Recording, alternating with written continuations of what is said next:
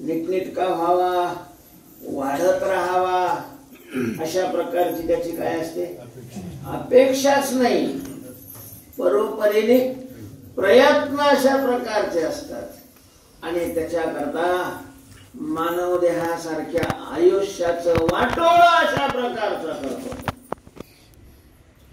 संसार वाढवण्याकरता, संसार वाढवण्याकरता एक वर्ग आहे, मी टक्केवारी नाही काढली, टक्केवारी नाही काढली, वर्गवारी अशा प्रकारची काढलेली आहे। दुसरा वर्ग आहे, तोही संसारामध्येच आहे, तोही संसारामध्ये आहे, पण मला संसाराला कंटाळा आहे। संसाराचं वास्तव स्वरूप भगवंताच्या कृपेनं त्याला समजलेलं आहे, कळालेलं आहे। तुका म्हणे त्याचे कळले आम्हा वर्म कळालेलं आहे आणि म्हणून जो संसारात आहे पण संसारापासून बाजूला होण्याचा प्रयत्न करतोय, अपेक्षा करतोय, प्रयत्नही करतोय। या अपेक्षा करणाऱ्यामध्येही दोन प्रकार आहे, काही बलवान आहेत आणि काही दुर्बल आहेत, शक्तिहीन अशा प्रकारचे आहेत। जे बलवान आहेत ते संसाराला लोळवून पांथर पाडून त्यांच्या पाठीवर पाय देऊन पुढे जातात। दुसरा वर्ग आहे, त्याला संसार नको वाटतोय पण संसाराला लोळवण्याची त्याच्यामध्ये काय नाही, शक्ती नाही, ताकद नाही आणि मग संसारातून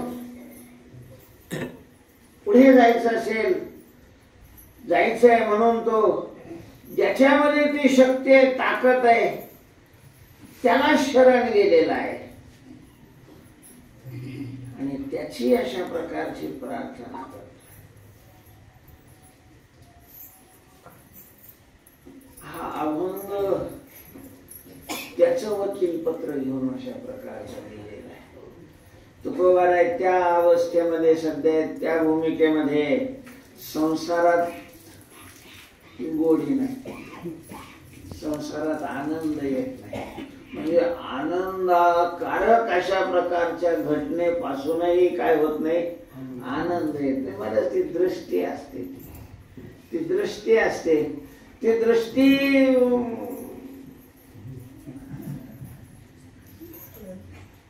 कितीही भूक लागली तरी वकलेलं खावं नाही वाटत, कितीही भूक लागलेली असली नाही का, वकलेलं खावं नाही वाटत। वमिली अण्णा लाळ न घोटे जेवी रशना,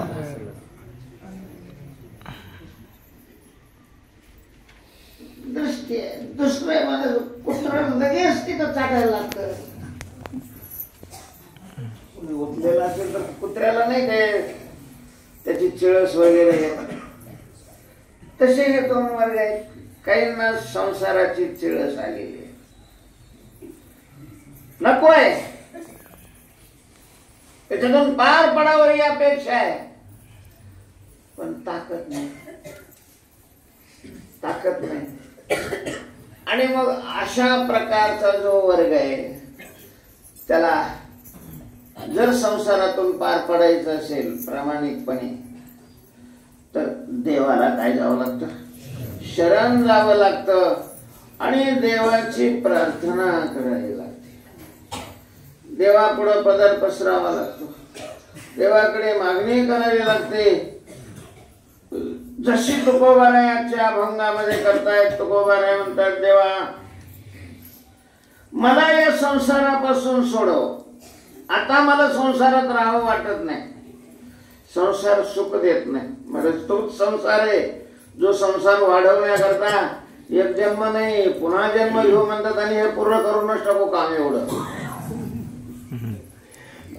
पुन्हा जन्माला येऊन हे सगळं पूर्ण करू अशा प्रकारची अपेक्षा करणारे ज्या संसाराविषयी, त्याच संसाराविषयी एक वर्ग असा आहे तो वैतागलेला आहे. त्याच्यातून सुटण्याचा प्रयत्न करतोय, तो देवाची प्रार्थना करतोय, देवाकडे पदर पसरतोय, देवाला मागणी करतोय, देवा मला या संसारापासून सोडव. पण आता शब्द का महत्वाचा आहे? का बरं संसारापासून तुम्हाला सोडवायचंय? तुकोबा आहे म्हणता, देवा लय शिनलो. का कशाने शिनले? बरं, या संसारामध्ये आहे ना वाऱ्या कराव्या लागतात. वाऱ्या म्हणजे येरझार करावी लागते. येरझार करावी लागते. आणि त्या येरझारीनं तुकोबा नाही म्हणतात मी काय झालेलो आहे? शिनलो. दातारा येरझारा करिता शिनलो. हे दातारा येरझारा करिता शिनलो. येरझार म्हणजे येणं आणि जाणं, येणं आणि जाणं, येणं आणि जाणं, येणं आणि जाणं. पण ते संसारातलं येणं जाणं. खरं तर येणं जाणं हाच संसार आहे. येण्या जाण्यालाच पूर्वीच्या आचार्यांनी काय मांडलेले? संसार मांडलेले. हे गुरेन ढोरेन बायकान पोरन याला नाही संसार मांडलेला.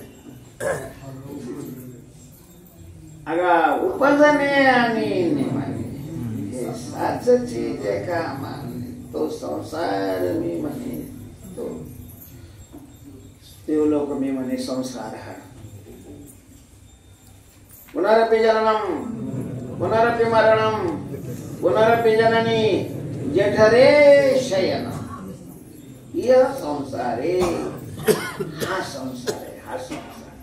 हा संसार हा खरा संसार हा पुन्हा जन्माला येणं आणि जन्माला पुन्हा मरण. हे असं विचित्र अशा प्रकारचं आहे की जन्माला आलेल्या माणसाला जगू बी देत नाही आणि मेलेल्या माणसाला मरू देत नाही. लोक मेलं म्हणजे गेलं, नालायक आहेस तो. काय गेलं रे मेलं म्हणजे? आंधळे असते, त्याला पुढचं दिसत नाही आणि त्याच्यामुळं मग त्याला वाटतं मेलं म्हणजे गेलं आणि मग करतात आत्महत्या.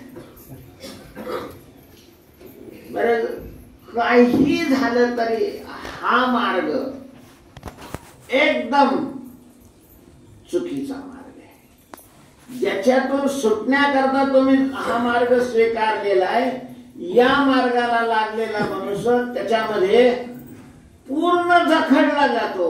म्हणजे सुटकेचा मार्गच त्याच्याकरता शिल्लक राहत. सुटण्याकरताच हे शरीर आहे, सुटण्याकरता हा देह दिलेला आहे. येण्याची शरीर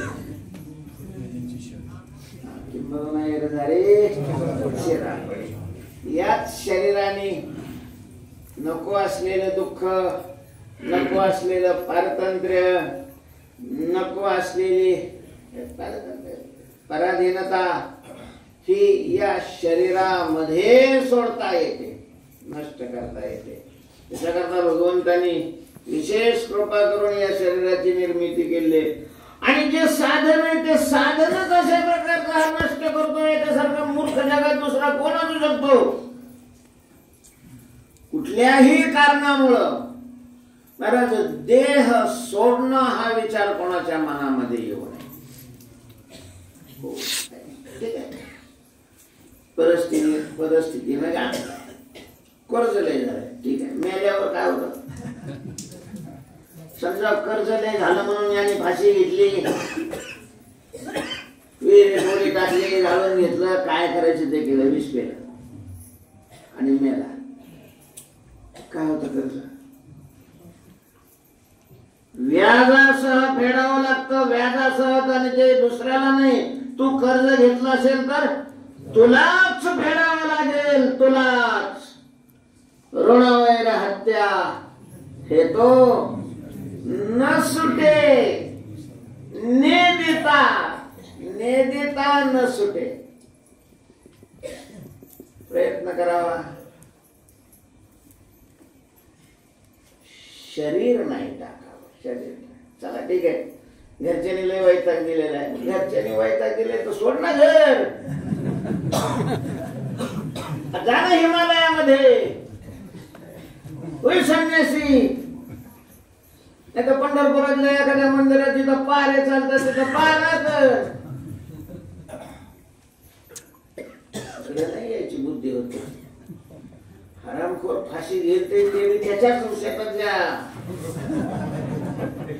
झाडाला अशा प्रकारची घे.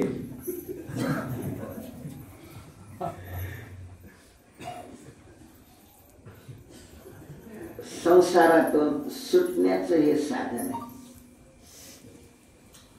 तर त्याचा त्याग नाही करावा. त्याचा त्याग करणं हे बरोबर.